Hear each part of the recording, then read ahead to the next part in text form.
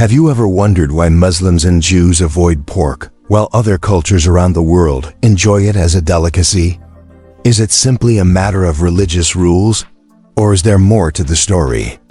Today, we're diving into the fascinating history, religious teachings, and cultural reasons behind this dietary restriction. Stick around, you'll leave with a deeper understanding of two of the world's major religions and their profound connections to food and faith. In Judaism, dietary laws known as kashrut dictate what is kosher or fit for consumption. The Torah, the foundational text of Jewish law, explicitly forbids eating pork. Let's take a look at the relevant passages. And the pig, though it has a split hoof completely divided, does not chew the cud. It is unclean for you. You must not eat their meat or touch their carcasses.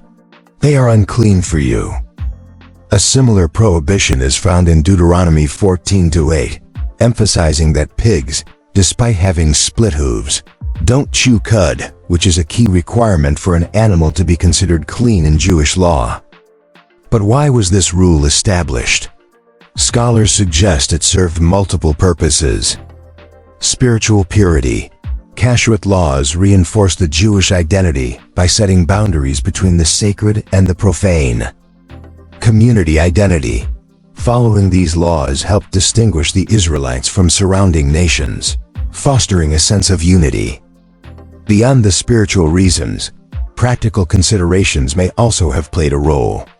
In ancient times, pork could carry diseases like trichinosis if not cooked properly, which posed a health risk in the hot climates of the Middle East.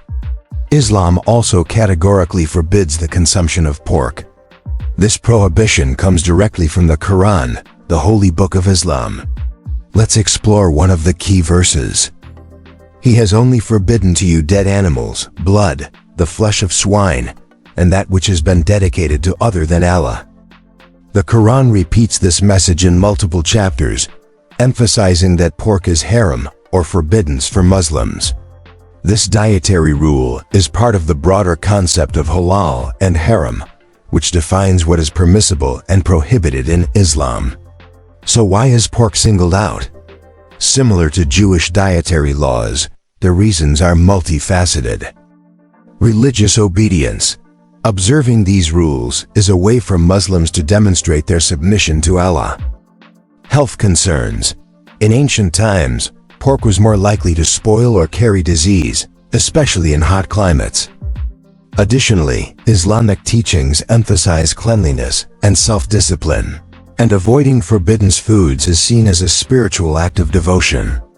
Both Judaism and Islam emerged in regions where the climate and environment posed unique challenges.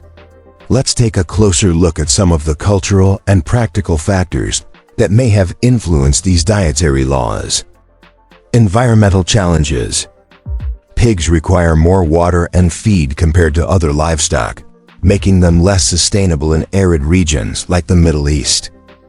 Unlike grazing animals, pigs do not contribute to agricultural productivity, such as providing milk, wool, or labor.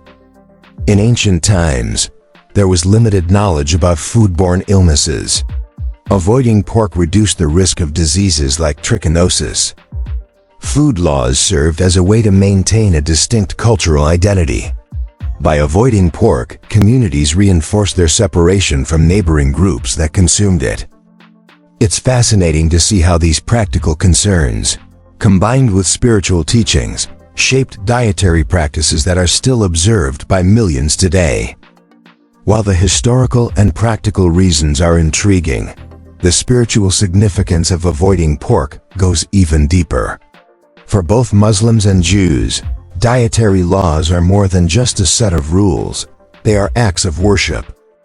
For Jews, keeping kosher is a daily reminder of their covenant with God. It's a way to sanctify everyday life and turn the act of eating into a spiritual experience. For Muslims, observing halal is a sign of devotion and discipline. It reflects a commitment to living in accordance with Allah's will. These practices remind believers that faith is not just about rituals, but also about the choices they make in their daily lives. Whether you follow these dietary restrictions or not, there's something we can all learn from them. They teach us about the deep connections between faith, culture, and daily life. They remind us to respect the diverse ways in which people find meaning and purpose. Now it's your turn. What did you find most interesting about today's video? Do you have any questions or thoughts to share? Drop them in the comments below. I'd love to hear from you. And if you enjoyed this deep dive into religious and cultural traditions, don't forget to like, subscribe, and share this video. Let's spread understanding and curiosity together.